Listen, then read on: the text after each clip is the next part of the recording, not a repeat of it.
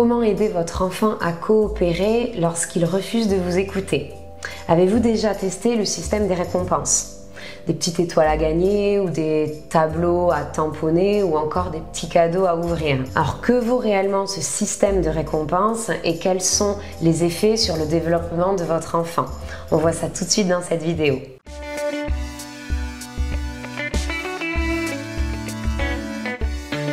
Alors vous avez essayé d'éviter les punitions à la maison, vous essayez de vous mettre petit à petit à ce qu'on appelle l'éducation positive et donc vous testez les récompenses.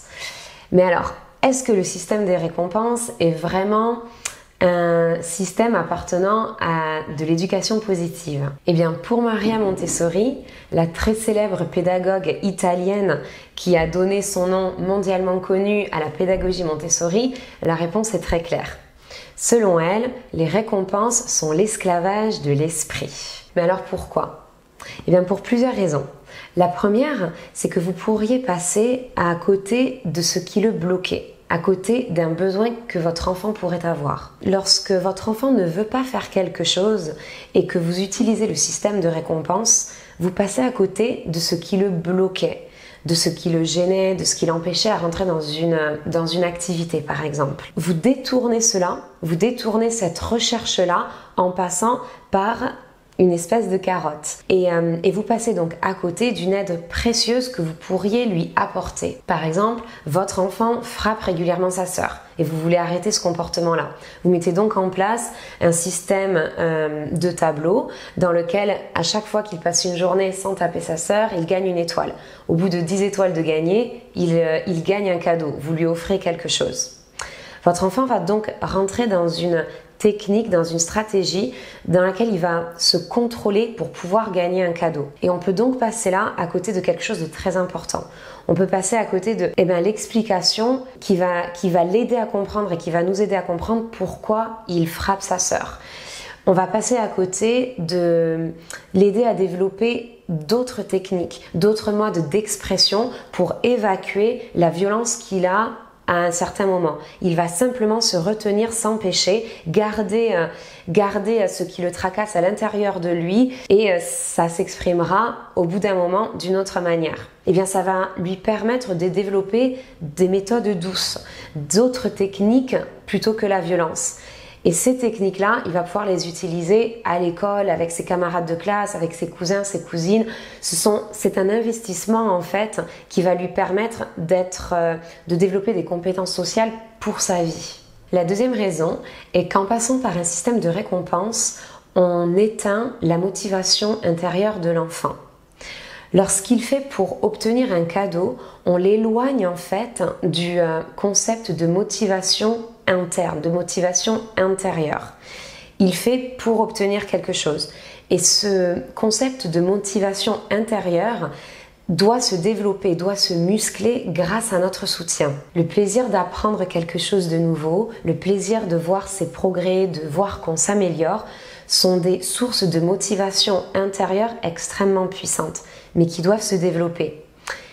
Et ces sources de motivation s'éteignent petit à petit lorsqu'on passe par une motivation extérieure, telle que le système des récompenses. Une troisième raison pour éviter ce système de récompense est que votre enfant passe à côté de plaisirs essentiels pour sa vie d'adulte. Et je vais là encore citer Maria Montessori qui disait que les seules récompenses valables étaient la joie éprouvée lors de l'accomplissement d'une tâche et également la reconnaissance et la gratitude d'autrui. Et ces plaisirs-là ne peuvent se développer que grâce à une motivation interne, pas externe. Alors également, le système de récompense, eh bien, c'est aussi un rapport de soumission sur l'autre.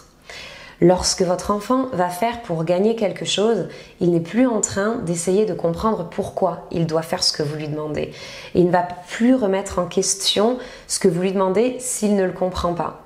Lorsque votre enfant vous dit non à quelque chose, il est en train quelque part de vous dire qu'il ne comprend pas pourquoi il doit le faire. Et c'est une attitude excellente. À vous donc d'essayer de lui expliquer pourquoi c'est important qu'il fasse ceci à ce moment-là et de l'aider à développer une forme d'intelligence en fait. Une intelligence qui sera essentielle dans sa vie d'adulte.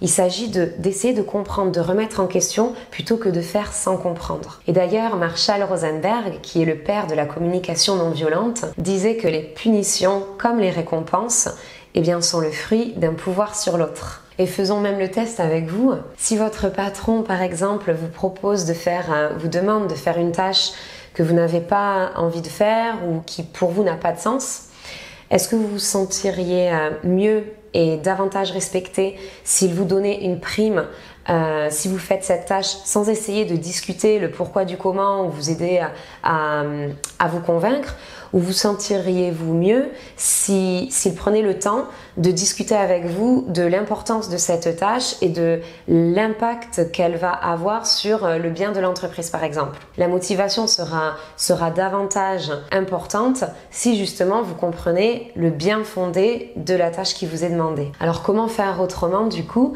pour aider votre enfant à coopérer sans passer par un système de récompense? Eh bien on voit ça ensemble dans ma nouvelle vidéo en cliquant sur le lien juste à côté. Si vous avez des questions ou des remarques par rapport à cette vidéo, n'hésitez pas à les laisser en commentaire. Ça pourra aider d'autres parents et si vous avez des questions, je me ferai un plaisir de vous y répondre. À très vite!